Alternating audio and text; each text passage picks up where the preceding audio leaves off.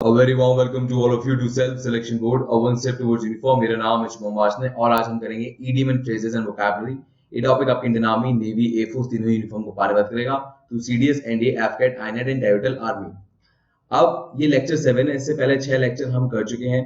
तो आप अगर पहले वाले लेक्चर्स देखना चाहते हैं तो इसकी प्लेलिस्ट आपको डिस्क्रिप्शन बॉक्स में मिल जाएगी। चलिए आगे चलते हैं। अब ईडियम फ्रेजेस से शुरुआत करते हैं। पहले ईडियम फ्रेजेस में हमारा पहला ईडियम है dig the grave. Dig the grave मतलब होता है किसी की कब्र खोदना। हम हिंदी में बोलते हैं ऐसे कि मैं तेरी कब्र खोद दूंगा, इसका मतलब मैं तेरे को डिस्ट्रॉय कर दूंगा। अगला है ड्रॉ द लॉन्ग बो। ड्रॉ द लॉन्ग बो मतलब एक्सेग्रेट करके किसी बात को कहना, लंबी खींचना अपनी बात को बेमतलब में। आपने सेल्स पीपल देखे होंगे, जो सेल्समैन होता है वो अपनी बात को लंबी खींच खींच के बताता है। अब इससे आपको ड्रॉ द लॉन्ग बो से एक इडियम्स और ध्यान आ रहा होगा जो मैंने आपको कल पढ़ाया था, वो था tall the top, tall the top या टॉप द स्टोरीज। मैंने आपको दो इडियम पढ़ाए थे, इन दोनों का मतलब भी होता है एक्सेगरेट, कि अपनी बात को बहुत लंबा खींच के बताना। अगला है die in harness. Die in harness मतलब अपना काम करते ही आपकी मौत हो जाए, इसका मतलब होता है डाई इन हार्नेस। एग्जांपल जरा देखिए इसका। Our principal die in harness, हमारे जो प्रिंसिपल हैं काम करते करते ही इनकी मौत हो गई। अभी आपने कुछ न्यूज में भी सुना होगा, आया था कि एक औरत अपना इंटरव्यू देते देते ही मौत हो गई। तो वो क्या हुआ? डाई इन हार्नेस, आप अपना काम करते ही मौत के गले लग गए। डच करेज। डच करेज मतलब होता है कि आप नशे में कुछ ऐसा काम कर जाओ जो आप होश में रह के ना कर पाओ, तो उसका मतलब हो गया डच करेज। बहुत ही कॉमन है, आपने देखा भी होगा, आपके दोस्त अगर कभी दारू पीते होंगे तो एक नई पर्सनैलिटी बाहर आ जाती होगी। अगला वर्ड है, अगला इडियम है डेयर डेविल। डेयर डेविल मतलब होता है फियरलेस पर्सन। आपने किक मूवी देखी होगी तो उसमें ये डेयर डेविल टर्म बहुत बार इस्तेमाल हुई है, तो आप वहां से कोरिलेट कर सकते हैं। अगला वर्ड अगला इडियम है अगेन, सॉरी, वो है डेड ब्रोक। डेड ब्रोक मतलब होता है पेनीलेस, मतलब एक चिल्लड़ भी ना होना, इसका मतलब होता है डेड ब्रोक। अगर मैं इस पे सेंटेंस बताऊं तो ये एक है कि on account of reckless spending he is dead broke these days, क्योंकि उसने अपना जो खर्च है बहुत ही मनचाहे तरीके से किया, रेकलेस तरीके से किया, इस वजह से आज वो कंगाल हो गया है। Down and out. Down and मतलब पुअर एंड र्यून, मतलब एक इंसान का बिजनेस हो और वो बिजनेस बुरी तरह से खो चुका हो और उसका घर भी चला जाए, तो आप क्या कहेंगे कि वो पुअर तो हो ही गया, मतलब उसने अपना पैसा तो खो ही दिया और अपना घर भी खो दिया, तो पुअर एंड बर्बाद दोनों हो गया वो। अगला है ड्रैकोनियन लॉ। ड्रैकोनियन लॉ का मतलब होता है एक्सट्रीमली सीवियर लॉ। अब इसके ऊपर जरा एग्जांपल देखिए। मान लो मैं प्रधानमंत्री बन जाऊं और मैंने एक कानून बना दिया कि जो इंसान सड़क पे थूकेगा उसका गला काट दिया जाएगा, तो ये क्या होगा? ड्रैकोनियन लॉ, कि भाई छोटी सी बात के लिए बहुत ही हार्श पनिशमेंट देना, ये हार्श लॉ होना। अगर मैं स्क्रीन क्लियर करता हूँ, अगला देखते हैं। Die hard. डाई हार्ड मतलब होता है परसिस्टेंट इन स्ट्रगल, मतलब आप कोई काम है, आपका कोई गोल है और वो आपका अचीव नहीं हो रहा है, बट आप परसिस्टेंट हैं, आप काम करे जा रहे हैं कि जब तक मुझे जीत नहीं मिलेगी मैं काम करता रहूंगा, इसका मतलब हो गया डाई हार्ड। डाई हार्ड और डाई हार्ड सुनने में एक जैसे लग रहे हैं, पर डाई हार्ड का मतलब होता है कि आप किसी के बहुत बड़े फैन हैं, कटरीना कैफ, सलमान खान, इन सेलिब्रिटीज के या किसी के भी बहुत बड़े फैन है, उसे हम कहते हैं डाई हार्ड। अगला है days of recording. Days of recording होता है time to answer one's action.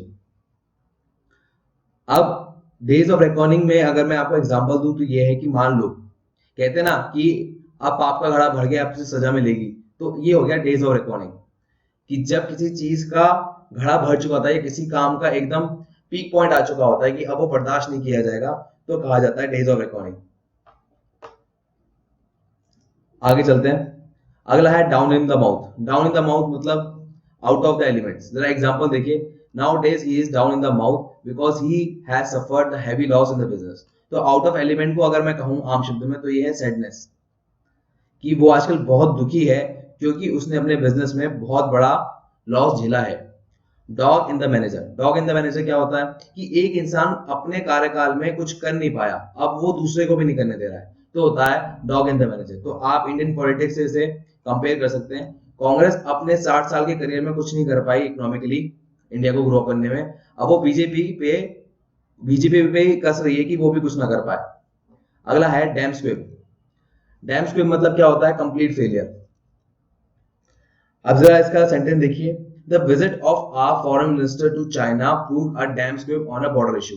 जो हमारे फॉरेन मिनिस्टर हैं, जब उनकी विजिट हुई चाइना, तो वो एक कंप्लीट फेलियर निकली। आगे चलते हैं वोकैबुलरी पे।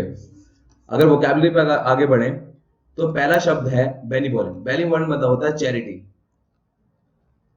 अब इससे एक वर्ड मैंने पहले भी एक पढ़ाया था, अल्ट्रुइज्म। अल्ट्रुइज्म मतलब होता है कि जो अनसेल्फिश वे में काम करे। तो आप अल्ट्रुइज्म और बेनिवोलेंट को सिनोनिम कह सकते हैं एक दूसरे का, क्योंकि दोनों ही अनसेल्फिश नेचर है। अगला वर्ड है बिनायल। बिनायल मतलब होता है एवरी 2 ईयर, हर 2 साल बाद कोई चीज होना।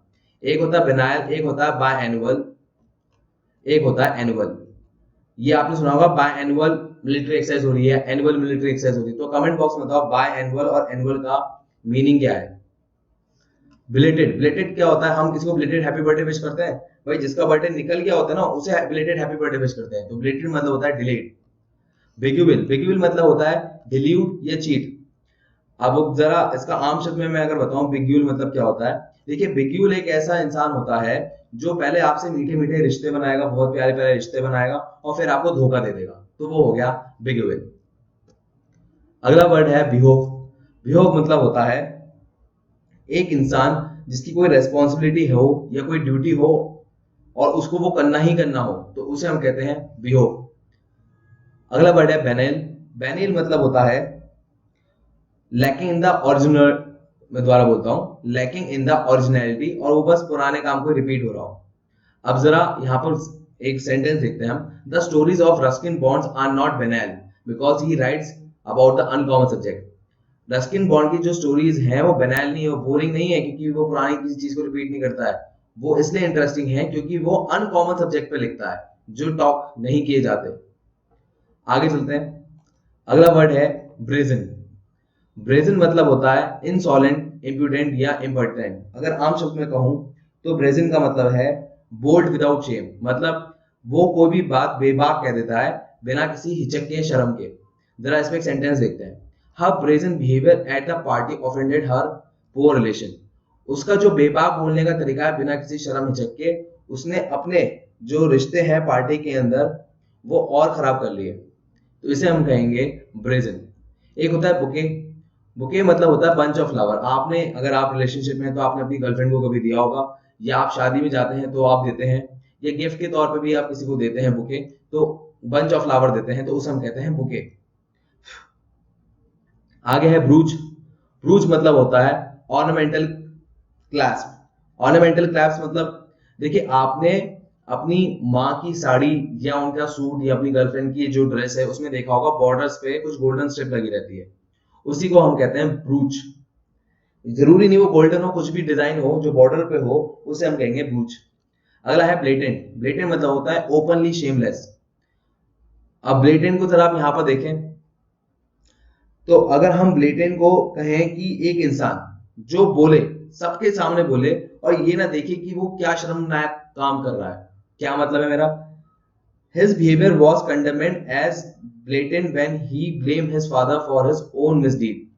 अब एक इंसान है, एक लड़का है, वो अपने फादर को ब्लेम करता है सबके सामने, तो वो कैसा हो गया? ब्लेटेंट बिहेवियर हो गया। वो अपना मुंह खोल रहा है शेमलेसली, तो वो हो गया ब्लेटेंट।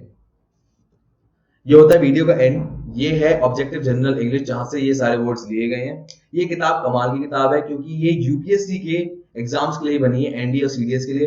तो अगर आप कोई भी एग्जाम दे रहे हो जो यूपीएससी का हो, तो यहाँ पर बेनिफिट आपको करेगी। और मैं कहूंगा कि आप इसे एक बार देखिए, ये बेस्ट सेलिंग बुक है।